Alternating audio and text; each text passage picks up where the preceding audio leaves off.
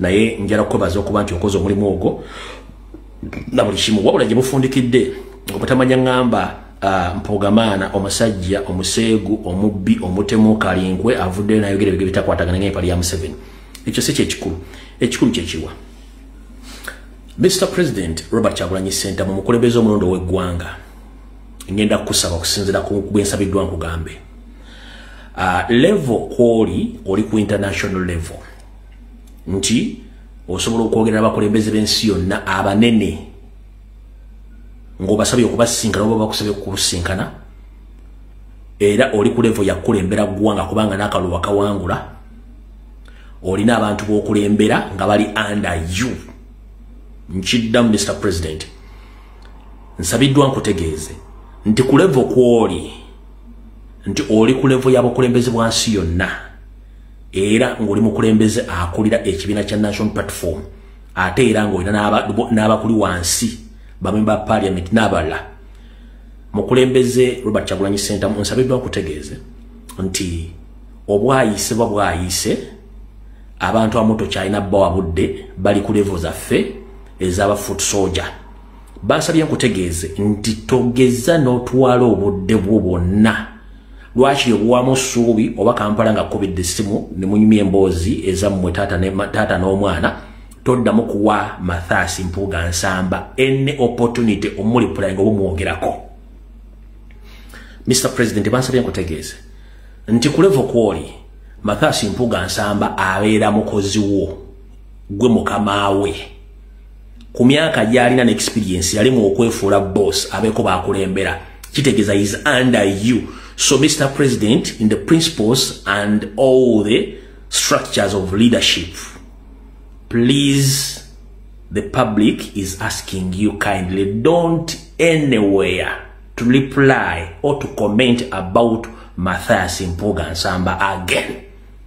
Agezaako kuteeka mu level waayagala akuteeke ombenga muwanyisiganya ebigambo.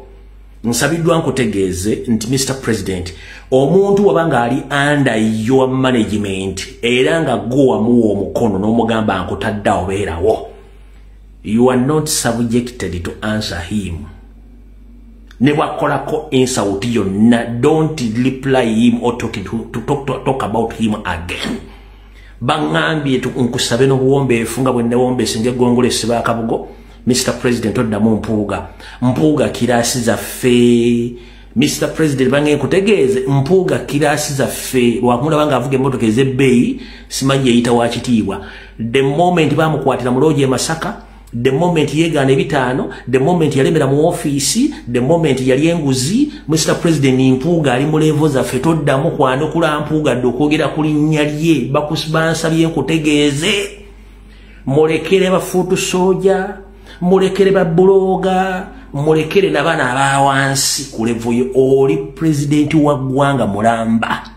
Bansabye nkutegeeze omuntu gwaliisa n'omunywesa n'omufuula kyali tali n'akibanga akibaddeko mbutomuwa budde bwo ebeera mystic call ate nga yakikondo kino ekyokukkubo oba zino essimu z'okumeeza ezedda zetwateekekamu olugalo n'onyiga ennamba n'egenda n'otekamu olugalo n'onyiga ennamba n'egenda n'otekamu olugalo n'onyiga ennamba n'egenda n'otekamu olugalo n'onyiga ennamba n'egenda mpaka weeyitamu ye Mpuuga Mathias.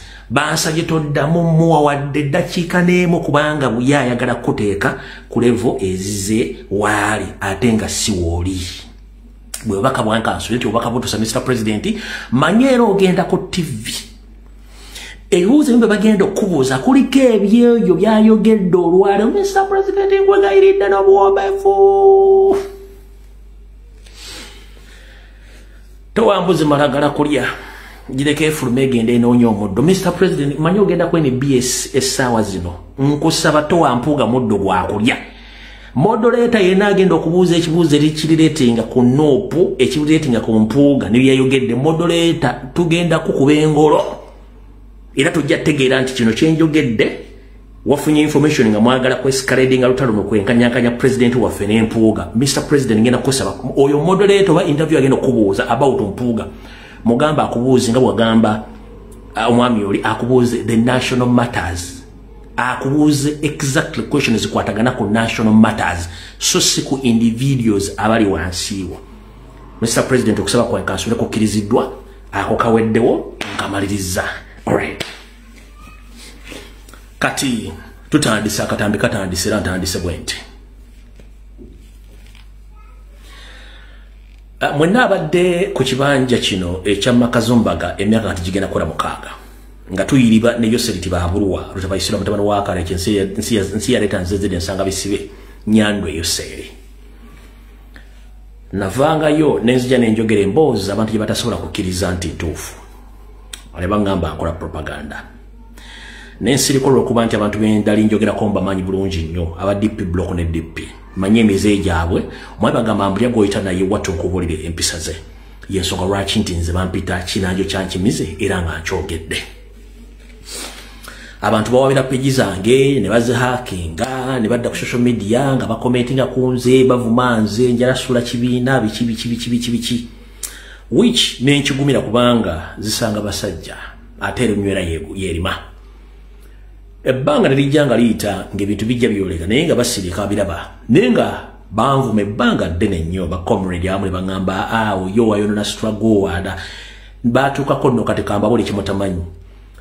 But before nga tebanankwata abakungu abamu bali bawandise kiwandiiko nti bakiteke mu public nti Lumbuye is not among us era tetumwetaaga byakola byonna bili against the will of the national platform and people power.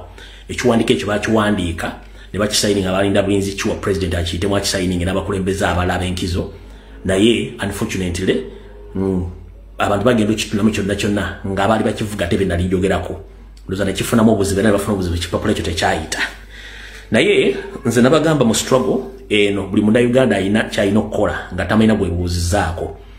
Nze embuuzo olwaleero nina kyengatta ku struggle oba nina kyenjitoolako. Tugenda mu kaluka 2026 saagala kulemesa muntu yenna ayina enteekateeka jjako mu 7 bwe banga nze ndi obstacle. Nina kyengatta ku struggle oba nina kyentoolako. Mbawadde eddakiika mu comment. Nina kyengatta ku struggle oba nina kyentolako. Kubanga abantu bangamba ati okola propaganda eyo ekitebo kyawuddemu abakulembeze be kibi propaganda era ne ku kitebo ng'oli abantu baganda alumbu yakola propaganda bichi na program. Era bawalikako n'ekiwandiiko nga baagala kunnakola singambo siri part of the struggle ne bagamba no akiwandika kiteke no problem. Nze nkolera mu bwoyo gwa ggwanga. Kati bwe bankwata neva mu komera era still abamba atula abo benyini bagamba ati totekedwa president totekedwa posting mvubuko oyo bichi is not among us bichi za pressure nayitirira president nakikolanga ye nakiteekayo tekyabayisa bulungi nnyo. Nebo navaayo nakulo natando nayogera nga nkomera bagamba nti president ayiwe okukulembeza national platform saako ne structures zonna across the world as iwe nganze mazo ko detectinga kiche kigendo gena mass nembyogera nga byayina okubeera era ne bambukira okola propaganda oyono n'olumba bakulembeze bakulu njana bategeezolwa mu kitegeere. Abaganda tugamba ewali omukka tewabula muliro. Buliro bange wantu nga wanyoka omukka manye kiddako gubera muliro. Oba ekireese omukka ogwo gugenda kuddako muliro yensonga lwaki nkola ebintu byange bwentyo naye ekyo si kyekizibu kyange. Ekizibu kyange kiruddawa. Ekizibu kyange kyakujjako Museveni nakununula ggwanga eyo mu mbeera yonna esoboka. Olwaleero ebibadde mu ggwanga mbirabye na biki ebyogeddwa mbirabye. President bw'agenze e Masaka okulaba comrade Eddie Mutu n'abalala emboozi comrade Eddie Mutu gyanyumiriza president n'abazadde be ne mukyala we ebalese bayongula maziga era nga banyamivu nnyo. Ebigambo president byayogedde akatambi twakutadde ku mitimbagano wabula kano kali mu luzungu kenjagala muulye bulungi nnyo bigambo president byayogedde bwe mumala okukalaba then mbazanyire n'akatambi akalaka omusajja mukulu nga nyonyere kigo president kyayogedde kano katambi president kayogedde mu luzungu lwaleero ng'atuusi ng'avudde muki ng'avudde mukula honorable ng'avudde okulaba mukwano comrade Eddie Mutu. In a very terrible situation. He is rotting away. All his wounds are almost fresh. He's in prison, was sent to prison instead of being sent to the hospital. So we request all Ugandans of goodwill in Uganda and international to demand for the immediate